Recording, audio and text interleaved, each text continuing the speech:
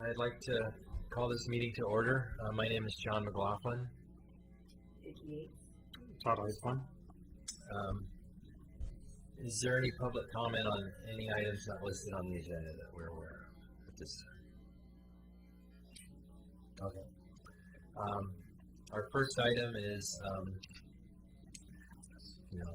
after this, Preservation Grant 10-02 Preservation Grant for 509 High Street. Laura's welcome up.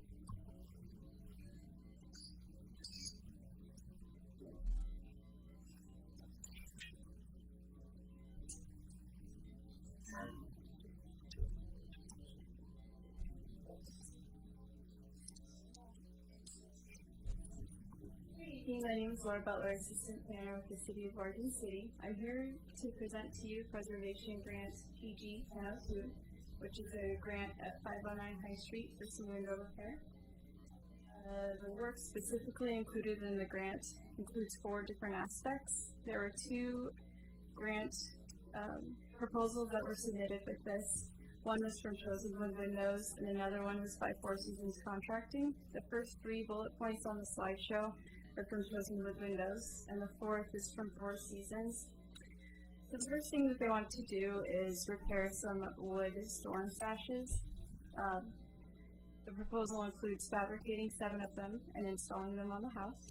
The house is an individually designated historic structure in McLaughlin, which means that it's applicable for this grant. The second piece of work relates to insulating windows. So they're going to insulate the windows in one of 2 ways. One is they're going to take out the existing single pane window and install insulated glass unit or a double pane window. Second one is to do the slip system. The slip system was previously approved by the Historic Review Board, and it essentially entails attaching a second piece of insulated glass to the existing window. And then the other part of this application was the Four Seasons Contracting bid, which included installation of 29 aluminum storm windows. Although aluminum storm windows are permitted in the historic district, they're not actually applicable for this grant. So the city recommends that the Historic Review Board fund the Chosen Wood Window grant. If you were to choose that grant, there would be no difference in what the exterior of the windows looks like. They're not changing the look of them in any way. The grant estimate was for $11,097. If they were to do all of that work, they would receive $3,000 in city funds. If they receive the $3,000 in city funds, a couple things. One is that the work has to be completed and approved by the city by June 30th, and the second would be they're not applicable for grant funds next year. We'll have to wait after that, and then they can apply for up to another $3,000. So at this time, I'd want to pull up the applicant, and he can answer any questions you may have. Okay, thank you. Come on up and state your name and your address.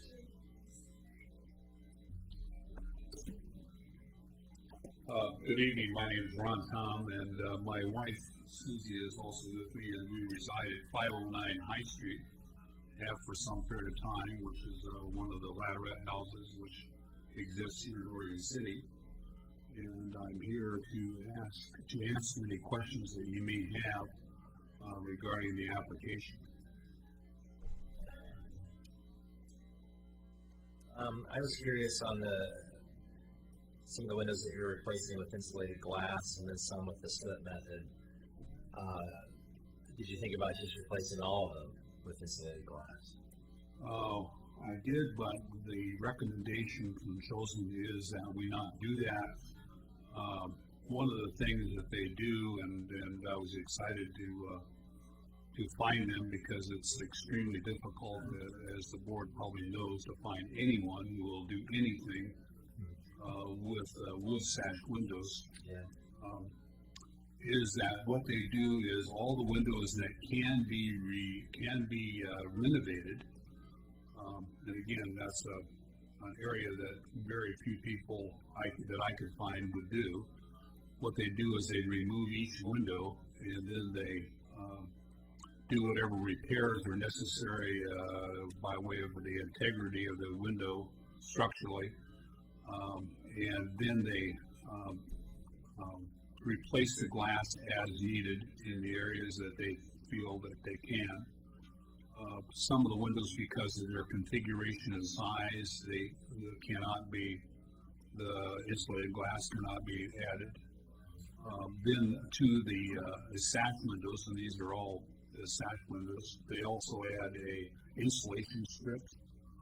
They physically cut a groove around the edge and insert the material there, so it makes the window insulated in the actual frame of the window. Then there are certain areas, for instance, what is really the back of the house, but most people call it the front of the house, which faces High Street. That was an existing sun porch. When I first bought the house, one of the windows, the one window to the left, and I'm referring to the photograph in the upper right-hand corner, was actually an aluminum frame window, which I removed and had it replaced with a wood frame window, and I had that manufactured to match the configuration of the window to the right. We have converted that, my wife and I, into a small entertainment room, and so they're going to make a wood storm window that will follow the same configuration and fit right over those windows. So there's the two in the front, the smaller one to the left and the one to the right. And then there's another photograph that we should have that shows the other side of that sun porch facing to the north that will also be done. On the front, there is also a couple of windows front. When I say front, the front that faces a promenade, which most of the historic houses that exist on High Street actually face the promenade. Because at one point that was really a street, and then when the promenade was built, that was converted into a walkway. So the main formal entrances, which is shown in the upper left-hand corner there, is really the front of the house. There's a large window. It's an original window, and they'll construct a storm window which will fit over the top of that, because that window cannot be removed without affecting the integral part of the frame, and so they'll make a wood frame storm window which will fit over the top of that window. So that's the reason for the two different types that are being placed in there. Then there are some windows, I think, that have deteriorated to the point that they have to unfortunately be duplicated and replaced. The only question I had is timing. We're coming up on the time frame, and I'm going to have them start next week. Okay. And they say 2 to 3 weeks. Okay. Definitely before we get it. Right. Because that's when we fund this, and it has to be till the complete spot. Okay. Yeah. I don't have any questions. No questions. Thank you very much. All right. Thank you.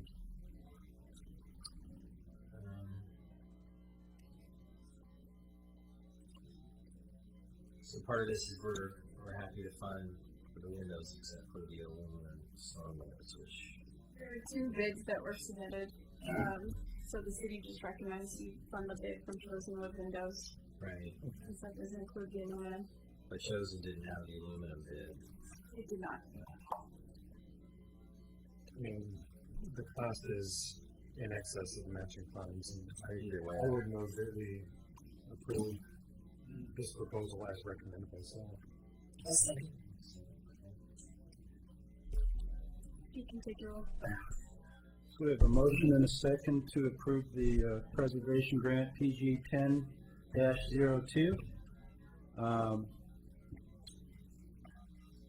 How do you vote? Mr. Basin? Mr. Eisler? Aye. Ms. Chase? Aye. Mr. Chair McLaughlin? aye. The motion carries. Thank you very much. Painless. Okay.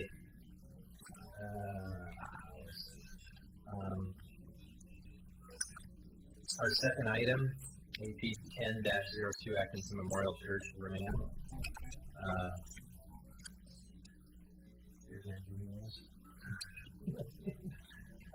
Got to read an opening statement for this situation, so bear with me.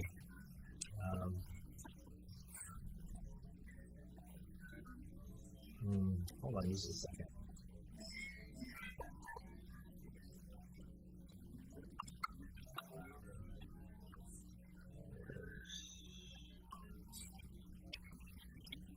Okay. We'll now commence with the public hearing on agenda item AP 10-02 Atkinson Memorial Church Remand, request for the approval of alternative exterior building materials for the approved Atkinson Church Education Building, file HRB 10-01 in the McLaughlin Conservation District. The criteria for approval of a land use action are contained in Chapter 17 of the Oregon City Municipal Code. The proposed development must comply with applicable provisions contained in the City of Oregon City Comprehensive Plan. Generally, unless otherwise noted, if the request is found to be consistent with the municipal code, it is considered consistent with the comprehensive plan. If you wish to participate in this hearing, including challenges for bias or conflict of interest, you must complete the sign-in form located on the table at the front of the room and deliver it to staff. Please do so immediately. The chair will only recognize those who have submitted completed forms. Testimony will be taken in the following order: applicant, testimony in favor, testimony in opposition, rebuttal by applicant. When recognized by the chair, please come forward to the podium, give your name, address, and make your statement. All testimony, arguments, and evidence presented regarding this request must be directed toward the applicable criteria or other criteria in the plan or land use regulation which the person believes to apply to the decision. Please address only the applicable criteria for the decision. Please do not repeat testimony. If you wish, you may choose merely to agree with the previous speaker's statement.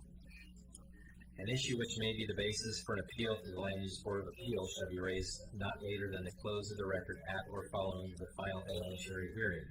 Such issues shall be raised and accompanied by statements or evidence sufficient to afford the Commission and the parties an adequate opportunity to respond to each issue. Failure to raise an issue accompanied by statements or evidence sufficient to afford the decision makers and the parties an opportunity to respond to the issue precludes appeal to the Land Use Board of Appeals based on that issue. Failure of persons to participate in the public hearing, either orally or in writing, precludes that person's right of appeal to the City Council or LUA. Written testimony submitted prior to the hearing constitutes participation in the hearing. Failure of the applicant to raise constitutional or other issues related to proposed conditions of approval with sufficient specificity to allow the decision maker to respond to the issue precludes an action for the damages in circuit court. Prior to the conclusion of the initial evidentiary hearing, any participant may request an opportunity to present additional evidence, arguments, or testimony regarding the application. The Commission shall grant such requests by continuing the public hearing pursuant to the standards contained in ORS 197.763. Do any of the board members have a conflict of interest or ex parte contact regarding this application? No. No. Okay. Thanks for letting me read that. It's fun. Okay. We're gonna turn this over to staff, but we do have comments, so we're gonna go in the order that we talked about. We're gonna start with the applicant, but we may start with staff first. But I will reiterate that we have comments here, and it's limited to 3 minutes, and we're going to keep it to 3 minutes. And so if you can contain your comments and contain what you want to say in that 3 minutes, that would be appreciated, because I don't want to be in a situation where I've got to cut you off in an impolite way. So if we can all respect each other's time and respect each other's ability to confine your comments to within 3 minutes.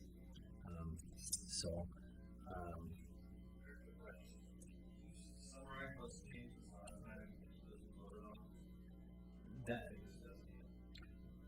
Staff Well, will. staff will take care of that. So we want to start with staff. Thank you, Chair McLaughlin, and good evening.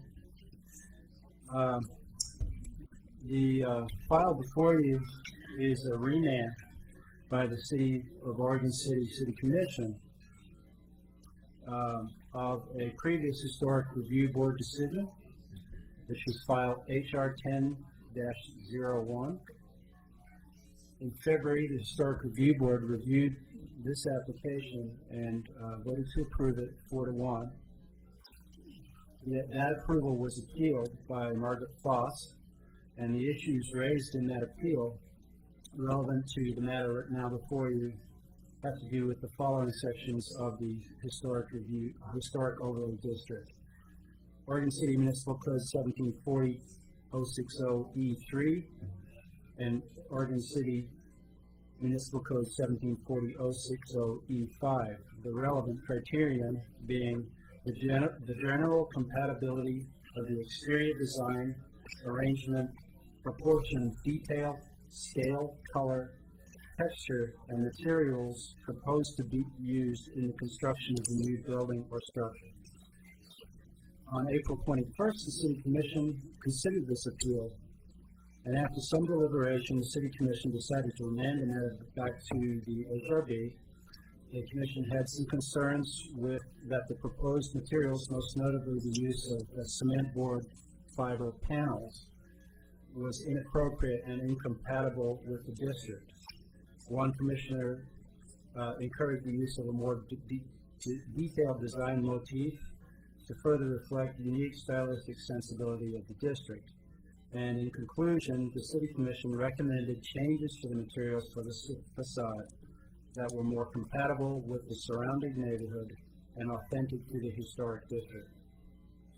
The applicants revised their proposal, and in the area where the 4-foot fiber cement board squares were proposed, the applicants now proposing 4-inch reveal cement lap siding. Additionally, the applicant has made some changes to the application in response to the original conditions of approval set by the Historic Review Board. And I'll briefly go over those in my report.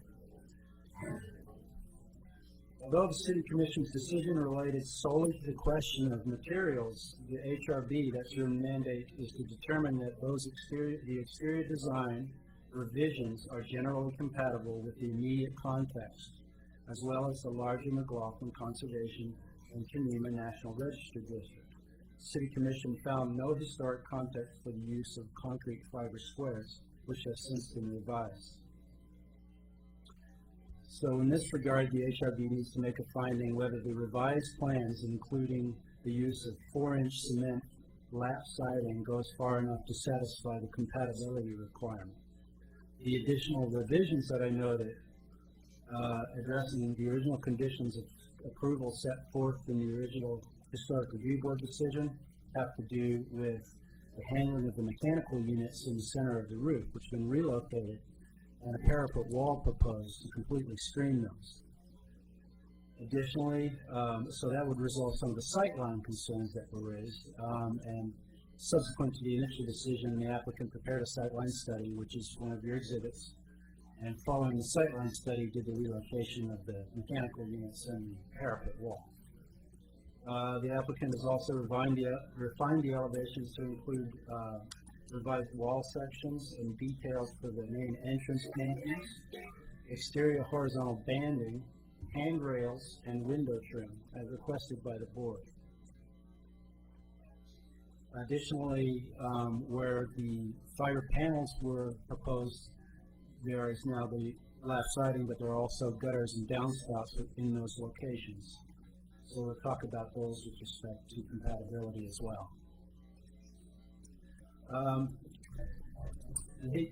The board may rely on the design guidelines for new construction, in particular the element guidelines, which are the parts of the design guideline manual that talk about specific exterior items. And I've cut and pasted from the element guidelines for 3 specific items. The adopted guidelines encourage applicants to quote, utilize materials that are both appropriate for the particular application and for the historic style. A wide variety of currently available materials and products are acceptable provided that the resultant appearance is complementary with the buildings of the historic period. Conversely, the guidelines discourage materials that, through their nature, are not historically appropriate, or materials that are not appropriate for the particular application or in that specific context. That's on page 50 of the Guidelines for New Construction. The element guidelines provide the following direction regarding siding, wall finishes for commercial structures, and gutters and downspouts. With respect to siding, materials, the principle behind using compatible materials are to have historic siding and enclosure materials that match in size, profile, orientation, texture, and color. For commercial buildings in the McLaughlin district, cement plaster is acceptable. Furthermore, wood siding or materials which have the appearance of horizontal wood siding in an allowable design, sawn wood shingles in secondary areas, and for ornamental detail. Sample approval is required for non-wood horizontal board siding. And on numerous occasions, staff, either at the staff level or at the Historic Review Board level, has either approved or recommended approval of the use of smooth finish, 4-inch reveal last siding instead of regular wooden siding. And so that is considered an appropriate and permissible material for an institutional building, and in particular an institutional building in the McLaughlin Conservation District in this context. The 4-inch siding that is proposed by the applicant is compatible with the historic wood siding found on many of the adjacent residential properties in size, profile, orientation, texture, and color. The applicant proposes to maintain the use of cement wood fiber panels on the breezeway. That's the portion of the building which is the smallest, that is set back the farthest from the front of from the side of the Atkinson Memorial Church, which is a landmark building. And the intent of the continued use of the fiber cement panels there is to provide a transition to the parged coating on the existing church. Staff supports that continued use of smooth fiber cement panels in that location. The breezeway is intended to be as small as possible and recessed away from the main building wall of the new education wing, where the use of brick and horizontal lap siding predominates. The use of the fiber cement panels in this limited location has a similar appearance and texture to the existing parged coating of the church. Regarding the addition of the gutters and downspouts, element guidelines state that exposed gutters and downspouts are typical on residential buildings and less typical on commercial buildings. And to the extent that the new addition is designed to blend in with adjacent residential structures and commercial structures which are residential in scale and design in the district, the Historic Review Board should determine whether the gutters and downspouts are also appropriate on this institutional building.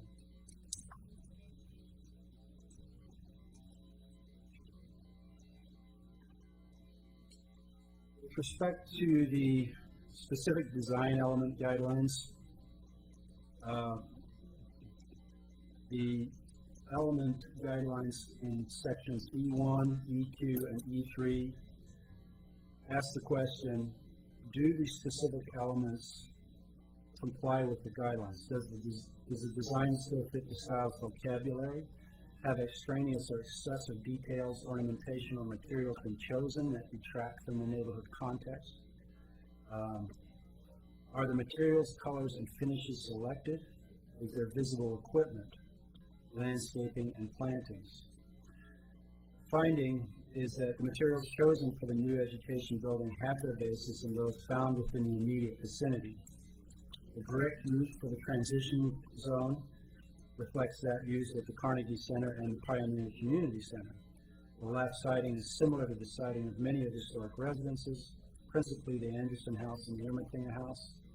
The panel board at the breezeway transition offers a smooth finish, reflecting that of the church's smooth parged coating. So our overall finding is that the revised proposed materials and architectural features as conditioned are acceptable and meet this criterion if the conditions of approval are met. Staff recommendation is that the Historic Review Board find that the applicant has met Oregon City Municipal Code 17.40.060E5, that the changes to the exterior materials for the facade are more compatible with the surrounding neighborhood and authentic to Oregon City, and approve the revisions as proposed by the applicant with the conditions of approval attached to this report. With respect to the revised recommended conditions of approval, conditions 3 and 4 related to the sightline study, which the applicant has already undertaken and has revised the mechanical units to reflect that sightline study. And the fourth condition was that prior to release of building permits, the applicant shall provide at a notice public hearing additional information on the following details, which dimensions: coping, parapet, depth, and width of window trim at the panelized lap siding and at the Jefferson Street canopy and support pillars. And the applicant is present to go over how they've addressed those conditions. Thank you. One last thing is with respect to the city requirement to make a decision within 120 days of application. The 120-day land use decision deadline for HR 10-01 is June 2nd, 2010. If there's an appeal of tonight's decision within 10 days, the appeal date that we would set for the city commission to review that appeal would be July 7th, 2010. And the applicant is aware of this. The applicant is in control of the 120-day process, and it is up to the applicant to waive that 120-day period to a later date in order to allow the city to continue its process and review both the Historic Review Board application before you. Also, as everybody knows, there is a separate land use application for the conditional use, which is the use of the building, and site plan and design review, which includes review of traffic, parking, and landscaping on the site. Last night, the Planning Commission continued the public hearing to June 14th, 2010. That is the current date that we have continued to. And if there is an appeal, the next Planning Commission hearing will be on July 12, 2010, take into account the Historic Review Board's decision on any subsequent appeal of the HRB decision by the City Commission. Does that make sense? Complicated. Interesting. Yes, go ahead. I just wanted the record to reflect the fact that board member Space Center has just arrived, and that I want to ask him about any experts in contact, bias, or conflicts of interest that may have occurred since the last time we met him. I think we'd be good enough to find out why he's late. I was attending No worries. the city council. Do you want me to read that? But I don't know if you read it, I just wanted to ask him That if part? he had any other additional anything he wanted to discuss. I have nothing to discuss. Thank you very much. Thanks. You may proceed. Okay, we'll start with the applicant. Come on down.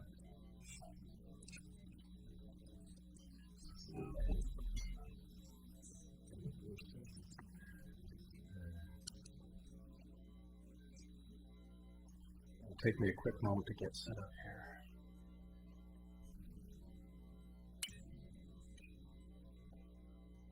As you know, you can toggle between the screen and the agenda items with your toggles over there on your screens.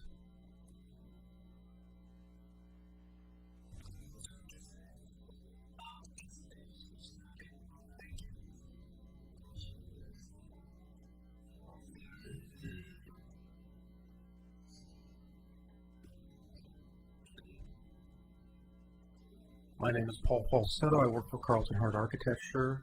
I represent the Atkinson Memorial Church. My office is located at 322 Northwest 8th Avenue in Portland. And up here, of course, I have our charge for today, which is based on Oregon City Municipal Code 17.40.060E51. And I intend to talk about the general compatibility of the exterior design, arrangement, proportion, detail, scale, color, texture, and materials proposed for our building. A little bit of background would be useful. We've gone through this process, and actually this process started in 2000. It gained speed in 2007 when a design was done. Neighborhood Association weighed in on that, and we started back again in 2009. We have standards that our design applies to, including federal standards, which is based on the Secretary of Interior standards. That is fleshed out in Preservation Brief 14, and Preservation Brief 14 was described in detail by Christina, the city planner, the last time that we convened. And the state weighs in on that. Since the Atkinson Memorial Church is a historic building, it's a listed building in the National Register, they weighed in. Their findings were the new addition is simple and compatible design for the church. Features that make it especially compatible is the one-story height with limited connection to the half-story higher breezeway. This relatively long facade along 6th Street is broken up into discernible groupings that is made cohesive in color and materials chosen. And this is Joy Sears talking, the restoration specialist charged with this sort of review. She continues and says the education addition to the Atkinson Memorial Church meets the Secretary of Interior standards and favorable approval is recommended. And of course, we met with you twice. We met with you in a design assist. We met with the Neighborhood Association. We came back and talked with you. The standards that we've had to meet within the city include the municipal code, include the guidelines for new construction, which is a pretty impressive document. And I'm not going to read through this, but those are the standards that our design is based on. And this, of course, is the site. Just as a quick recap, we have our 1925 landmark in the neighborhood with the Atkinson Memorial Church. Our client, the current user, has been there 48 years. Next to it is the what I'm calling the 718 building. This is where Oregon City Preschool is located. This was built in 1925. It's a non-contributing building to the district, and that user has been there over 40 years in that location. The church also owns the parsonage, built in 1930, another non-contributing building to the district, and they use it, and eventually under construction, Oregon City Preschool will move in there as well. So this is kind of our general context. We have the park right across the street with the Carnegie set in the center of that. We've got the top park right across Jefferson Street from our site as well. And just briefly on the zoning, this is an MUC1 zone, and it adds to some of the complexity that we're dealing with here. This little rectangle is our building. So directly across the street, we have an institutional zone on both sides. We've got the Pioneer Community Center, which is also institutionally zoned. Kitty corner, we have another MUC. And then further down Jefferson, you can see the darker brown represents the residential zone that we have to deal with. And of course, this zoning actually encourages buildings to step right up to the property line. They allow for a taller height.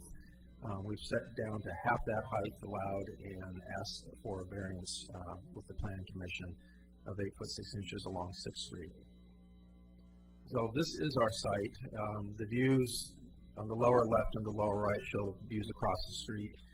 We have a relatively long site, and it's about 106 feet. That goes from face of church to property line. This is the 718 building set in the center of it. And so challenges include, how do you build an addition onto this building? The first thing that the church asked us was not necessarily an addition. They said, we need to make this building, this church, this landmark, accessible. So we did a study of the church in 2007.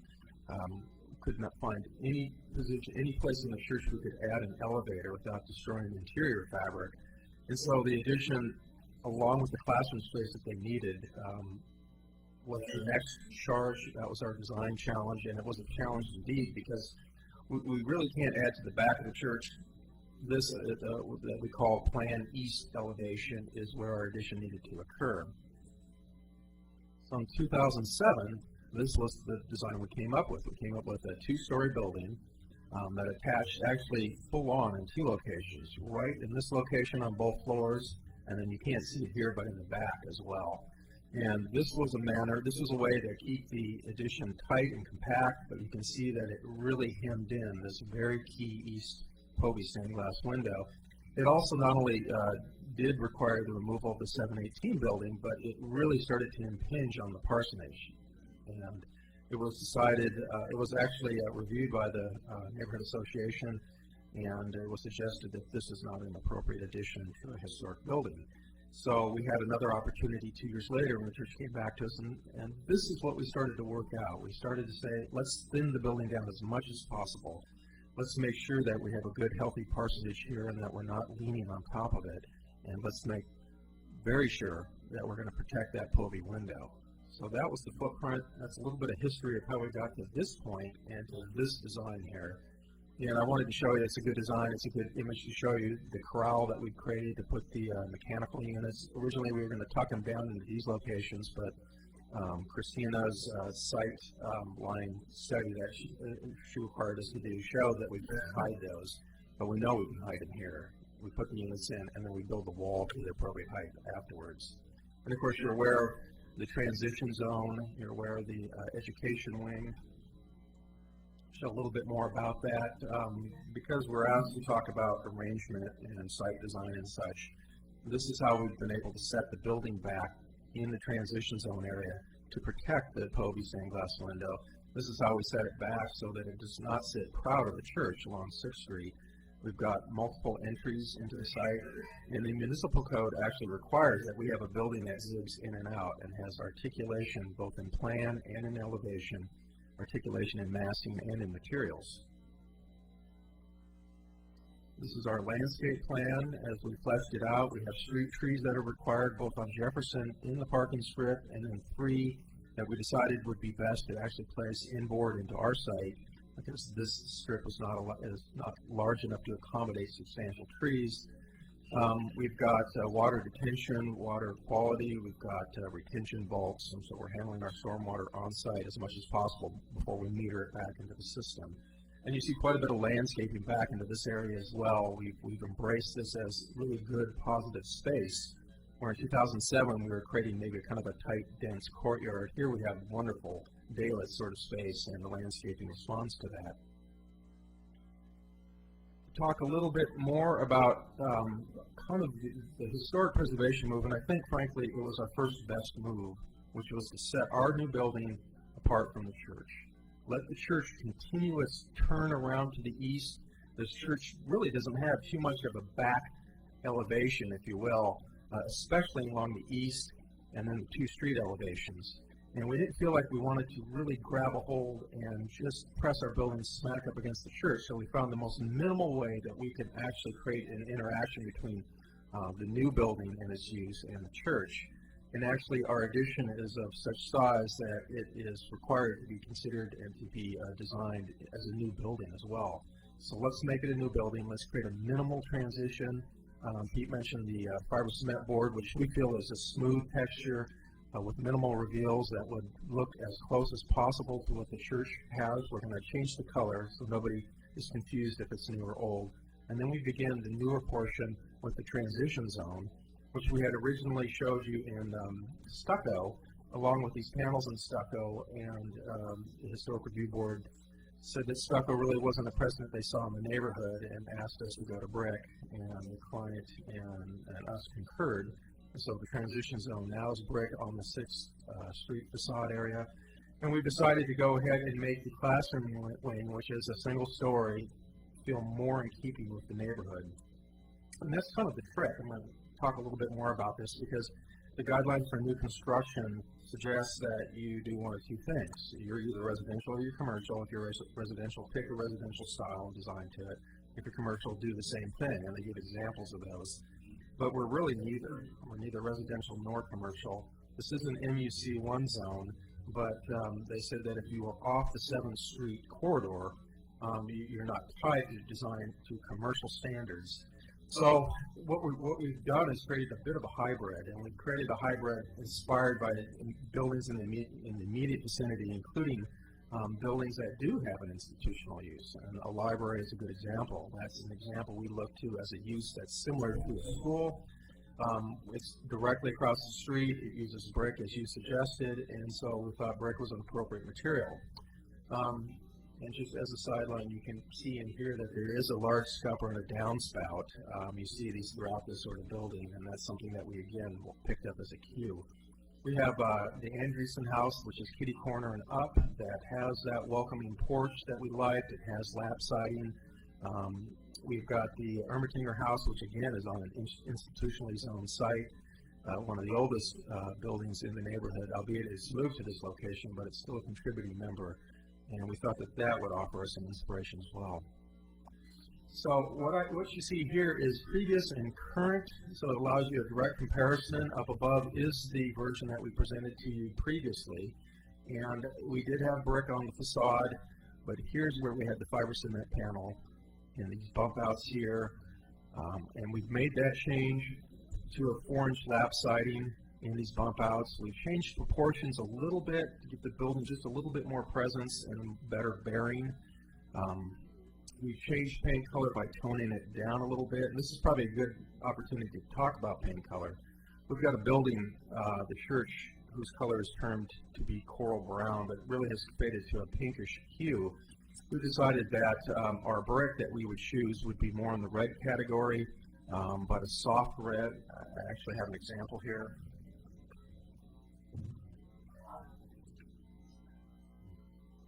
Smooth textured copper colored brick is what we've selected, something that would work well with the color of the church and actually, true to the name of the building, transition us to a different color scheme for the education wing. The education wing is using a series of earth tone colors, which is deemed appropriate in the neighborhood. As a matter of fact, they mentioned that certain housing styles, that is appropriate. You shall have no white windows. You shall have no white doors. I've got an example. Oh, sorry.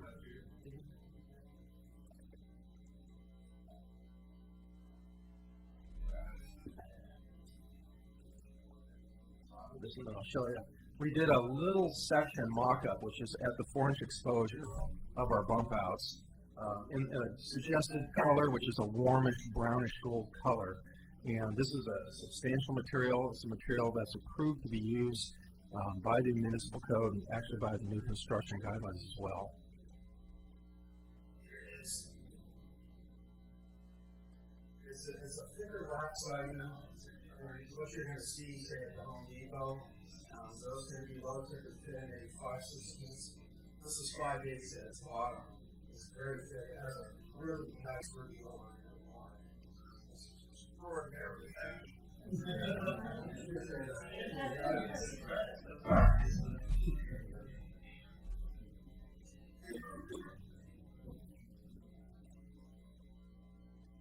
Changed even the window color and frame material to be a darker color as well, and that's going to tie in with the darker metal windows that we have in the transition zone.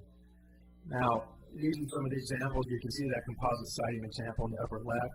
You can see the language here that supports the use of brick and composite siding in this district. We've got the Carnegie Center that we've used as inspiration. I've mentioned that, it's key to know that this is a long building, and quite frankly, it would seem inappropriate if the building had the same style, the length, at 106-foot length along 6th Street. So again, we've designed it so that the transition zone feels like it's more of a church, and the classroom wing more of the neighborhood.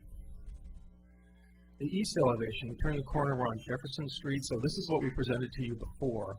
We had these piers, in essence, around a central opening that is pretty much the main opening for Oregon City Preschool.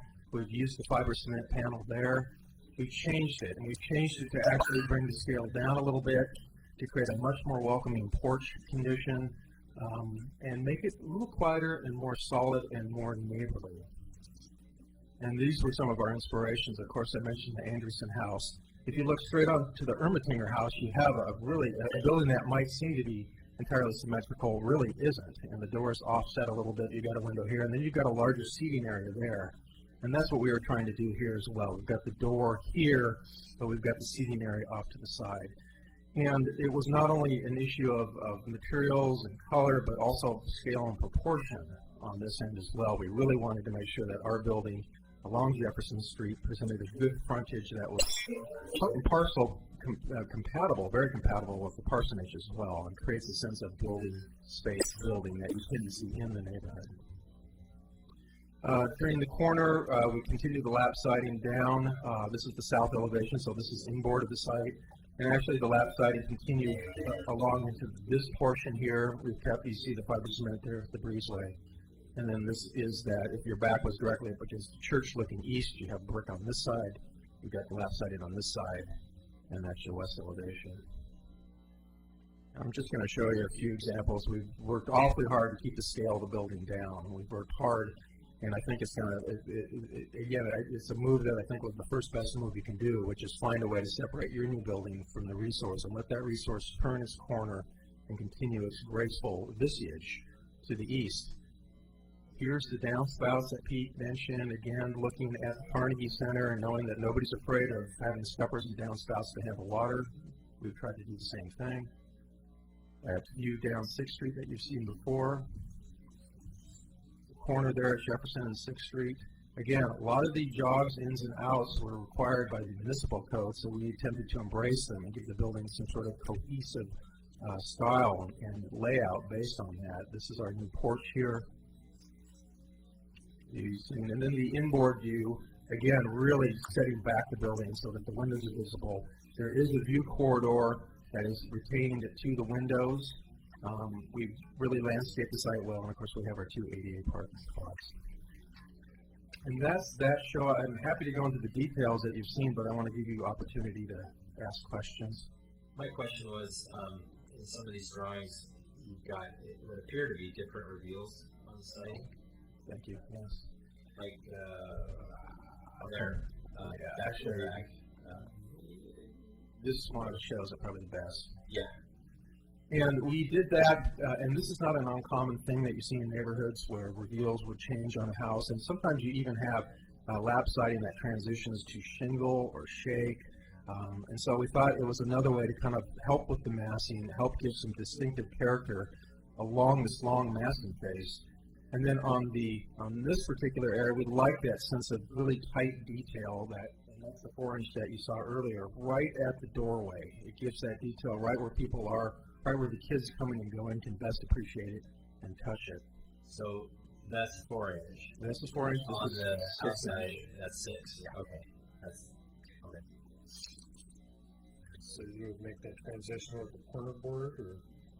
Right. Well, actually, This if I show an example here, this siding is substantial enough that you can cut it on the angle and have a mitered corner, and that's something that we're anticipating doing. It'll be a challenge for our contractor, but we've seen it done plenty, and we'd like to do it here. I'm thinking the inside corners are going to be. Inside corners are tougher, and you're right. There'll be a corner board there. Outside corners, we're hoping not. Yeah, that's where an eye would go, is seeing that they're not matched. There's, other than a 2x2 in the corner, which is typical. Right. I think something here, I don't know. And the nice thing about the fiber cement is that it's dimensionally very stable, and so it's not going to shrink and swell as much as wood, so it should hold it fairly well. We would probably require sealant or glue and nail, and we might even have to do tests and see if it's going to work, see if they can do it. But that's our directive to our contractor. Gotcha. Any questions? It looks like the north elevation, I believe. Looks like you changed the cornice. We did actually. We've made this more substantial as a cornice instead of the thinner cornice that we had. So this is the more substantial one. The one back here ends up being a little bit thinner. We've actually beefed up this trim piece and kept it in a way to trying to unite it with the transition zone, kept it in alignment with that transition zone. And then the east elevation, you can see that this is much more substantial. as a porch overhang than what we presented earlier, and it feels much more residential in character. I actually like the first one better.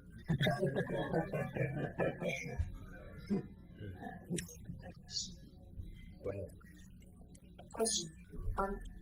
On the transition portion, the breezeway, where you still have the cement siding, doesn't particularly bother me, and I understand why you did it for transition purposes, but given the fact that the city commission has already told you that they don't think that's an appropriate material, what alternatives are there? What besides that you would use in that section? It's a good question. The strategy is quiet, simple, make it go away. You can see how far back it's set, and we're imagining that with shadow lines and stuff that is really not going to be seen. But to more specifically answer your question, what I guess I would say what I don't want to see is anything that has variegation or texture to it, so no lap siding. I don't feel like brick is an appropriate material to touch the church. Plus, you try to do things in a manner that you're going to have least effect on the building. We know that with this or with this panel board that we can. It's basically a veneer on the outside. We have a rain screen behind, and we can get it up close and not touch the church. So it's a material that we can handle much better than, say, brick, right up within an inch or two of the church face. So lap siding, probably not. We had at one time stucco, but stucco was mentioned not to be appropriate as well. What if that stucco was a smooth coat? On the church, that instead of these fiber boards, these panels that have the sight lines of the delineation of the boards, if that was a true, real stucco with a smooth coat on it, would probably be more appropriate than panels, even though it's subjugated to the primary transition zone. I understand that it's still there, that it could be a smooth coat. Absolutely, and I think the stucco went away when we took all stucco off site. We took that trade off the site, and replaced it with something simpler. But that could be a transitional material that is pulling away from the church, using it, and then going to something else. Exactly. Okay. Okay. Yeah, that would be my thought as well. Thank you. Okay. At this point, we're going to have testimony that is either in favor or not. We don't know who's who. But again, we need to ask the respect that you limit it to 3 minutes. So Todd's going to name off who's here, and we just had these randomly in order. So So we're going to start with testimony in favor and in opposition at the same time. So this guy here is going to start, and when you see that thing going down, try and wrap up your comments, please. Okay, the first one I have is Mary Johnson representing Margaret Foss. I believe you're in opposition. And at this time, we'd also like to enter the applicant's PowerPoint into the record as Exhibit 1.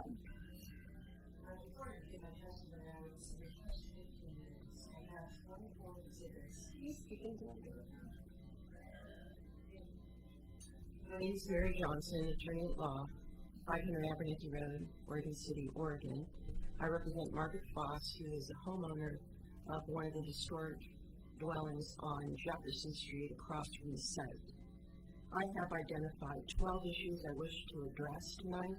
I have the obligation to address them with specificity in order to have a record for appeal if that becomes an eventuality. If you deny me that, you're asking for an appeal again. You're saying if I deny you more than less? If you deny me an adequate opportunity to specify the issues, then my client is denied a fair hearing. And last night at the City Commission, I asked for 15 minutes and I was given 15 minutes. At the Planning Commission. At the Planning Commission, and I did attend your work session, and I did watch Ms. Richter instruct you all to limit the public participation. You can cut off testimony, and that's not appropriate in this case. So I would request 15 minutes because of the number of issues I have to raise and because of the number of exhibits. Well, I appreciate your opinion, and I appreciate what you're telling me, and I understand that. But what's appropriate is what's deemed by the board. So I'm requesting adequate time is what I'm requesting. And the planning commission did not have any problem with that last night at all. Well, It's up to the discretion of the board to make that decision. Ms. Johnson has submitted her testimony in written form, so she has had a full opportunity to submit the materials to you. They don't have that. This is the only copy. And I'll submit it at the end of my testimony. Didn't I gave her my Butler packet give and out said it. copies? I don't have a copy of it. don't have copies.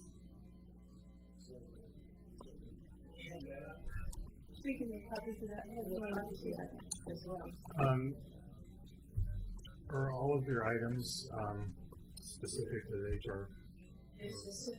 The items are all specific to the guidelines, Okay. both for new construction and for the additions. And I can refer to page number and what the standard is and what our position is on them. So, at the hearing, go ahead. Go ahead. We'll enter your exhibit since the record is exhibit 2. Sure. The hearing is limited to a specific criteria before the board, so your testimony needs to be limited to that single criteria. It is. And not all of the design guidelines that They're all exterior compatibility. That's what this case is about. That was the subject of the appeal, and it's been remanded. Didn't you know that the hearing was going to take place today? Of course I did. You could have submitted your written materials before this hearing, and they could have been disseminated to the board members before the hearing? No, I could not. Present business in preparation for the planning commission hearing last night. It's in the board's discretion to make this determination.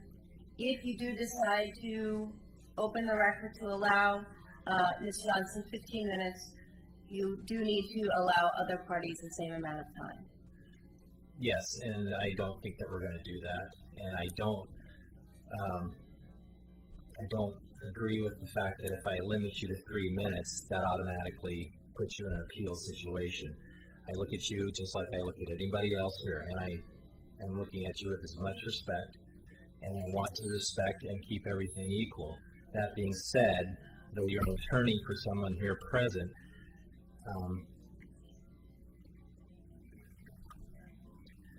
doesn't necessarily. 25 years of experience in Well, I appreciate that, and I have you know a lot what? to say.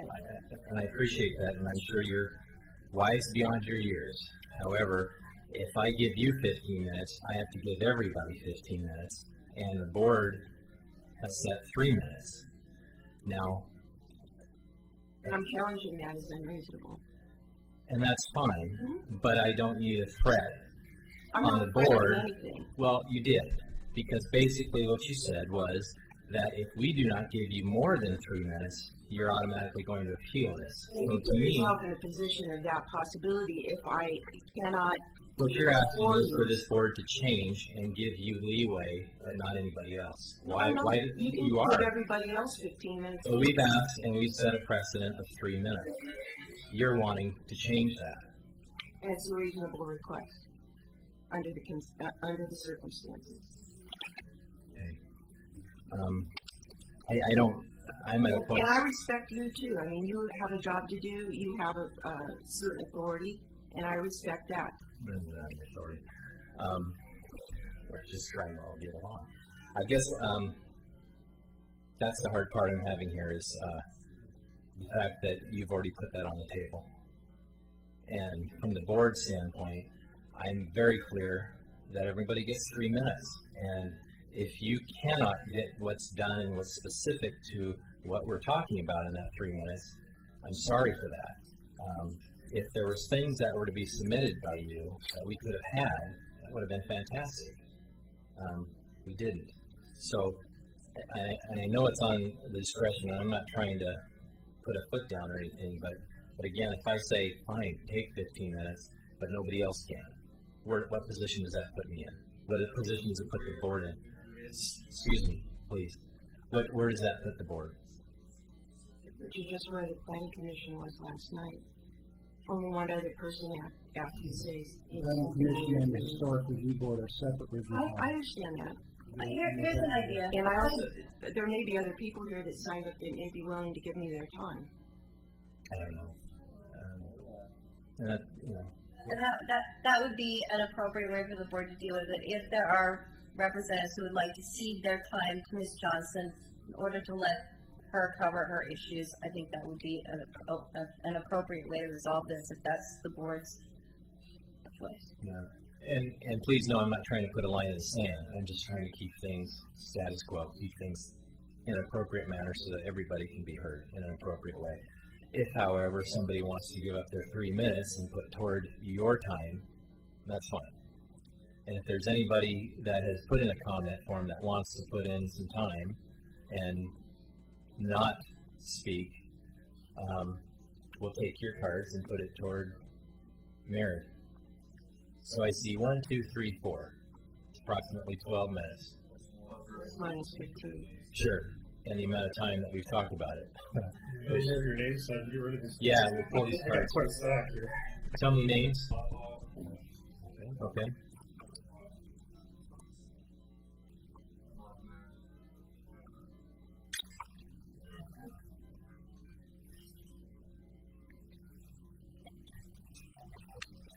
Bob Ross.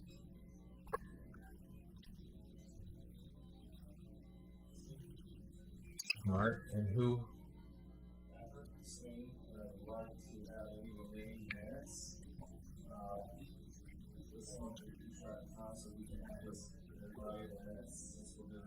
Well, I'll tell you what we're going to do. Can you set this 15 minutes? And then it's not popping up on our thing, so will it show up?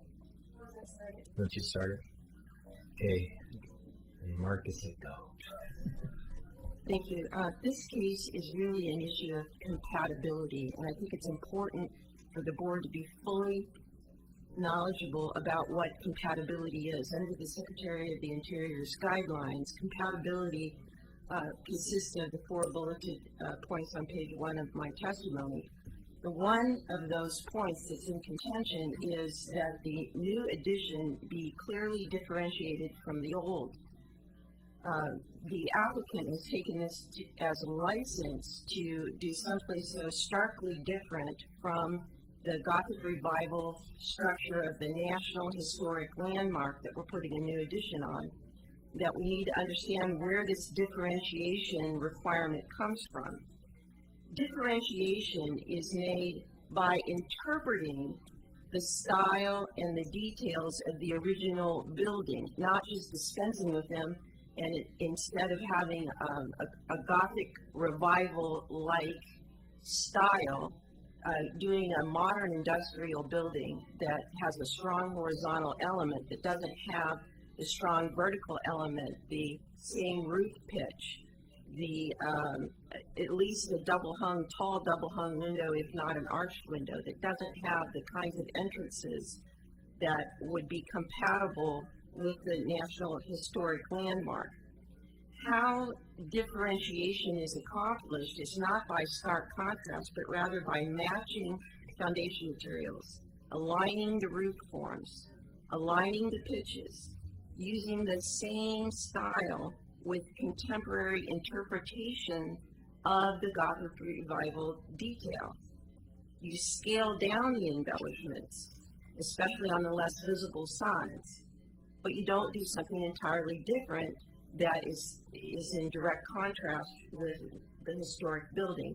And you use color to harmonize the new addition, not make different sections totally distinguishable. On page 7 of the new construction guidelines, it says that new construction shall complement one of the styles. And on in the additions featured on exterior features F1B, it says that the architectural elements and materials for new additions shall be compatible with the related elements of the historic building. So the architectural elements and materials for the proposed addition are non-compliant with the elements of compatibility. On page 32 on the guidelines, it says that the new construction, you have to choose a building style. And what the applicant has done here is taken part of the Carnegie style and combined it with the Ermatinger style to come up with a combination style. And what that does is it totally destroys the historic context of the Gothic Revival Church. The Carnegie style is not a style of the district. It's not listed in the developmental guidelines. And the Ermatinger house is not original to the district. It was moved in. So those are not compatible to take and mix them up and put them on into a modern industrial building. What should happen here is that there be a stucco that duplicates the original parch coat as far as the main historical or the main exterior material.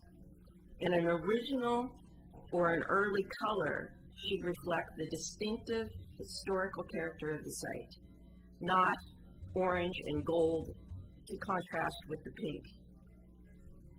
In the design composition section of the guidelines, page 42, specifically states the combination of various stylistic elements that detract from the primary design are not allowed. Neither is cookie cutter. We don't want to have an addition onto the church that just mimics it like a cookie cutter.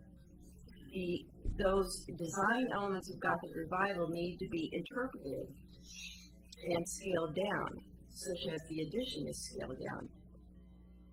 Page 39 says roof slopes ought to have equal pitch or reflect the historical context. We have an established pitch on the church, which is very different from a flat roof with a parapet. The long wall plane on 6th Street is really inappropriate. It doesn't complement the design or the shape or the form of the church. And we need breaks that are harmonious with the historical context. And you can see in the church, there are breaks, but what is represented in the long wall is not. And in fact, one of the members of the city commission said, oh yeah, you're going to put extra trees in just to cover it up. That needs to be revised. Another main problem with the style is that the windows and doors are not placed proportionately to the placement on the church, and they're all modern windows. There's no double hung window, there's no arched window or door, and there's absolutely no ornamentation, which is totally contrary to Gothic Revival style. On page 50, it says the detail should be used consistently through the design. And again, the detail is not consistent through the design. And it says buildings void of detail expressing modern products detailing and finishes are brutalistic and not allowed. And I would submit to you that what's proposed is brutalistic. It is incompatible. And that the detail can be achieved through material textures, but not so stark as what has been proposed.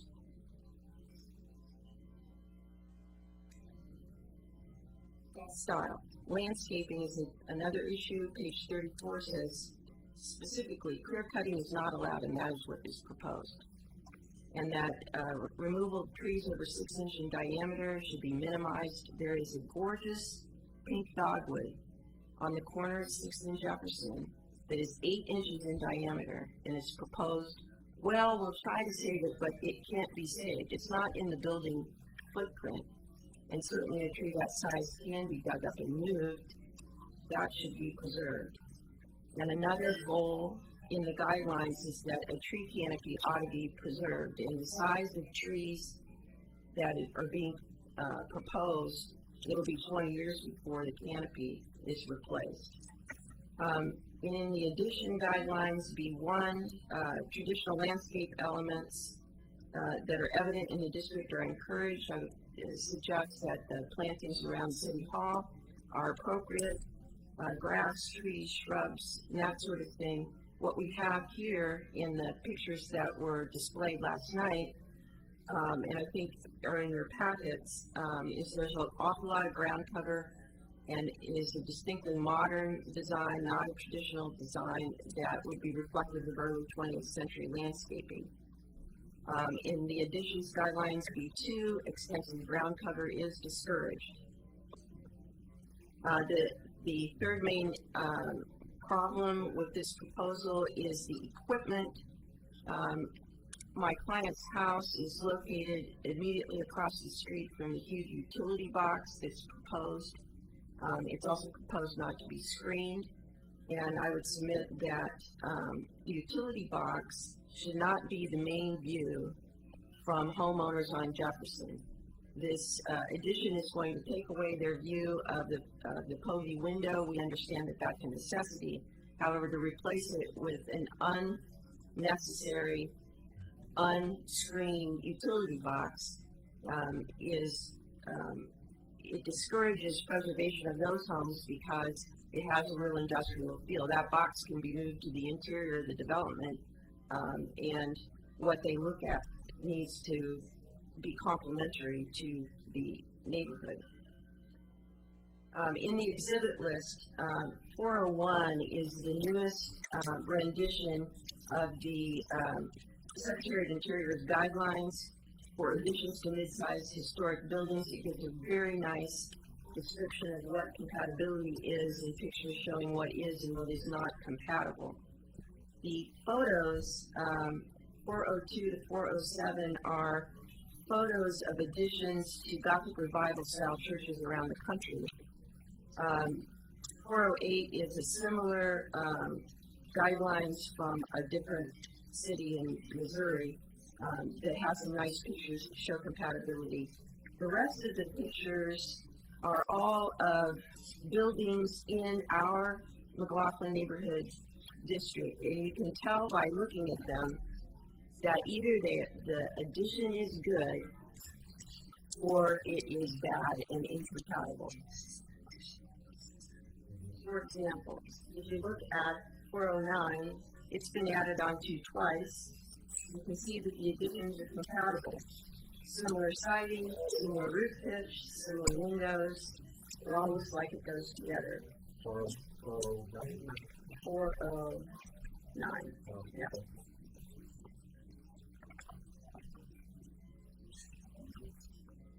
In contrast, look at Exhibit 412.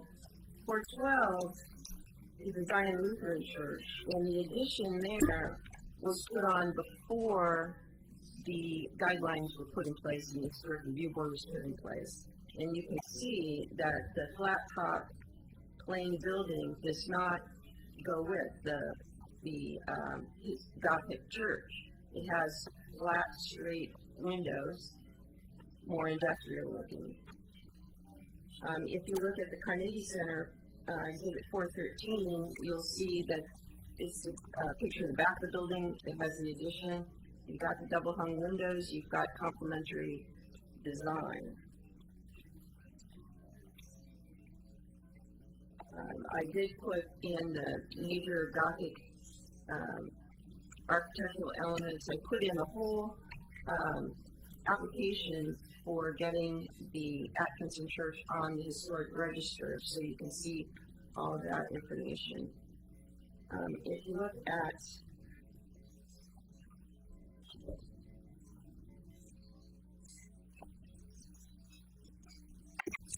an example of a bad one is the Holman Hankins building, the funeral home. It's 419. You can see the hodgepodge effect of T111 siding, lap siding, stone, different kinds of windows. It looks like a real mess. And the second picture shows the historic part with the modern garage below. It just doesn't work. And then 420 is a dentist's office on 7, that again has been, its integrity has been irretrievably lost by bad additions. And so what happens if you don't get a good addition is you lose the historic integrity of the building. 421 is the Local 68 lodge on 7th, and page 2 is the addition on the rear, which has completely different materials, completely different style, and you can see how abhorrent it looks years down the road. And this Yates property is exhibit 422, and it's been marked as irretrievable loss of integrity, of the historic integrity, because of the things that have been done to the building. Page 2 looks pretty good, except when you go down further, it goes from storefront to warehouse in the same building. Plus a picket fence. It just doesn't work. Now, here's one that does work, is the First Baptist Church, 423. You can see how that is all tied together cohesively. You've got complementary windows on 2 sides and the same kind of exterior materials. It works. And then the Andreessen house is 424. And if you look at the rear of the building, the 2-car garage at the back is complementary, but the 50s carport added on there sticks out like a sore thumb. That's it. Thank you. You're welcome. Thank you for your time. Good pictures. I'm going to take my husband to take pictures. Thank you.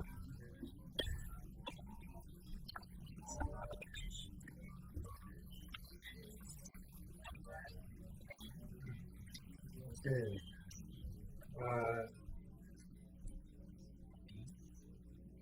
Dean Santos? DeSantis? I'm sorry. Reiterating.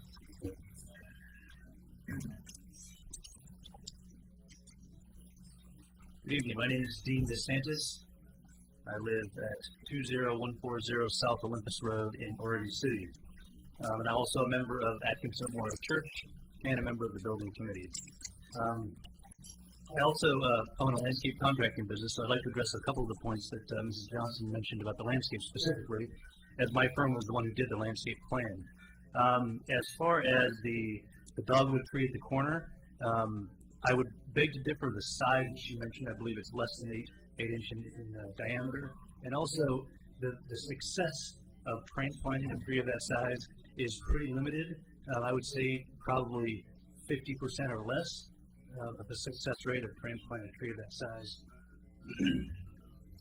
As far as the historical value of the plants on the property, if you, I have a landscape plan that I can leave as an exhibit, but the Quercus coccinea, Arbutus lunato, Mahonia nervosa, Vicinium cubatum, Damascus boxmush, and Cornus solanifera are all native plants. And in fact, the common camas was popular among Native Americans. It was considered a delicacy. So I would say there's some historical value to the plants that are in this landscape plan. Also, as we all know, Atkinson Memorial Church is an iconic historic building within the historic McLaughlin neighborhood. As a member of Atkinson Memorial Church for the last 9 years, I can tell you that its history, its architecture, and its place in the community is a source of great pride to our congregation. So when we began discussions of a possible addition several years ago, the compatibility with and integrity of our historic building and its neighborhood was a driving factor in selecting the architect with whom we would collaborate on the design. We initially began working with the architect William Hawkins III, a well-known historic preservation architect in the Portland area. And then our project kind of went on for several years, and he was nearing retirement, so he stepped away from the project, and that's when we brought on Mr. Falsetto and Carlton Hart Architects. I'd like to tell you a little bit about Mr. Falsetto and his expertise in historic preservation. Mr. Falsetto is the project manager, preservation specialist for Carlton Hart. He has worked on or assessed over 50 historic structures in his 15-year career. His most recent projects include rehabilitation of the Ladd Carriage House, the Clifford Apartments, and the Chaucer Court Apartments, all of which are listed in the National Register. Paul received his Master's of Architecture and Master's of Science in Historic Preservation from the University of Oregon and is an adjunct professor at the U of O in both disciplines. He also serves as director for the Historic Preservation League of Oregon and as an advisor for the Bosco Milligan Foundation, and I could go on and on. My point is, we have experts, that we've invested in experts in their field to help us ensure the compatibility of the historic structure with the neighborhood. Thank you. Thank you. Okay, next is Alan Erickson. Or Alice, I'm sorry. Butchering everyone's name. My name is Alice Erickson, and I serve as a moderator of the Board of Trustees at Atkinson Memorial Church. I live in Molalla. Many of our members don't live in Oregon City, but many do, and you will be hearing from some of the residents who are also members tonight. But I do want to stress that even those of us who don't live in Oregon City care a great deal about Oregon City. And I think Dean much more eloquently just put why we chose the architect that we chose, because we are very, very aware that we are part of the historic district, and we wanted to make sure that everything that we did was compatible with the historic district. I'm an old history teacher myself, so just to me personally, it was important. As Paul pointed out, we've gone to make sure that we take into account national guidelines, state guidelines, as well as any other codes or the guidelines of this historic district. Very, very important to us. We are not a large congregation. We have 195 members. We do project growth of about 4%. That means about 8 more members every year. We're not going to be a megachurch, that's for darn sure. With or without our addition, we do still project that growth. Our addition is going to enhance our programs, particularly for our kids. We also do a lot of things outside of our own congregation for Oregon City.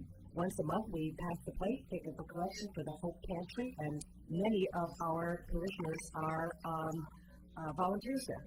We're a founding member of OSERF, the Oregon City, you probably know what that is, but Oregon City Congregations Emergency Relief Fund. We're a founding member. We also take up a collection for them 4 times a year. We hold AA meetings at our church every day, and we are good neighbors. We want to remain good neighbors, and we will do everything we can to be good neighbors in the historic district and in Oregon City. And I just wanted to stress all that from the moderator's point of view. Thank you. Thank you. Next is Denise McGriff, representing McLaughlin Neighborhood Association. Denise, did you have a handout, or I can pull it up on our computer? The same one that, right? Okay.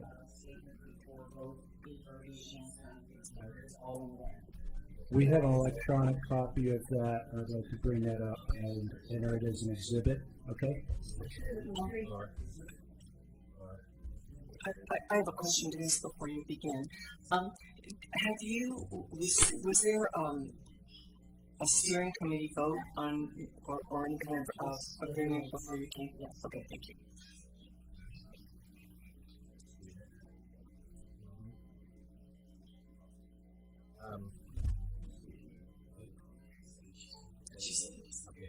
Because you're with the McLaughlin Neighborhood Association, you are entitled to 15 minutes. Well, I do. We'd prefer you not take the. We prefer that you not, and we keep it to 3, but she is the land use chair of the McLaughlin Neighborhood Association.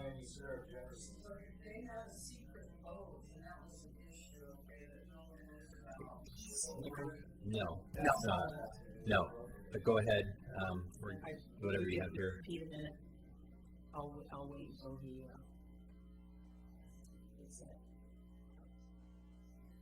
Hey, can we turn the screen on?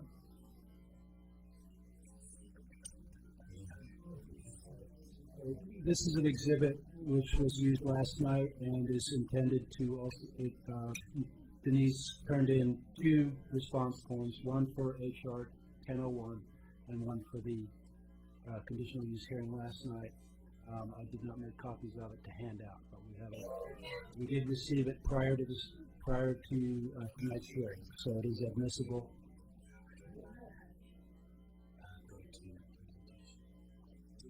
The screen will be able to see it. You can scroll down. Good evening, and thank you. I will be very diligent and not take up the time. Just for clarification, at our meeting in May, I believe it was May 6th, it was announced at that meeting that there would be an additional meeting that month by the steering committee. It was announced by Damon Mabey. And we did have a meeting on the 17th. Some of the people in the room were present at that meeting, and that was announced by our chair. So I have the steering committee, as I stated, did meet on the 17th, and we reviewed the criteria for this particular application as was outlined by the city attorney.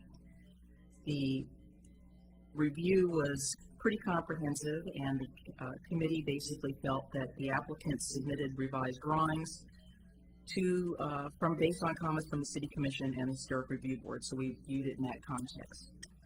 We basically felt, in summary, I won't read this, but that the lap siding in place of the panels was appropriate, that brick on the addition was more in keeping, and they were particularly very pleased by the fact that the HVAC system has now been contained in the middle of the building and that there won't be any sightline issues. In addition, the elements that were added were roof balustrade on interior elevations and the Jefferson and 6th Street elevation they felt were appropriate. It was remarked by several members regarding the cornice that was added, which they feel is a good detail, and they felt that the arrangement scale and portion of the proposed addition will have the least impact on the historic Atkinson Church and the design that meets the needs of the congregation. The new addition will not destroy the historic materials that characterize this particular historic property, and that the touch point of the proposed addition is designed to minimize the impact on the historic structure. The new work is clearly differentiated from the old and is compatible with the massing, size, scale, and architectural features to protect the historic integrity of the Atkinson Memorial Church. I will say that the one thing that we had the most discussion about at our meeting was the colors, and I had to apologize because I made color copies for the group, and as you know, color copies do have different mixes, so it was much better to be able to see it in person, which of course we did not have the opportunity to have that, so I think you'll need to take a little bit of the comment about the color with maybe a little grain of salt, because we were just going by what the pictures say. But they wanted to make sure that those colors, the copper color, were complementary and would provide a unifying element to tie the buildings more together. It was suggested that the windows in the transition building were compatible with the church, and one of our members submitted a drawing which was attached to our submittal. Scroll down if you wanted to see that on the, hit that wheel and keep scrolling. It was a suggestion, see if we can get there. There we go. Just a hand sketch. All in all, I think that we feel that the proposed addition, exterior alterations, meets the standards of the City Code in 1740-060, as well as the Secretary of Interior standards for exterior alterations and additions, as was previously outlined. Thank you very much for the opportunity to hear our comments. Thank you.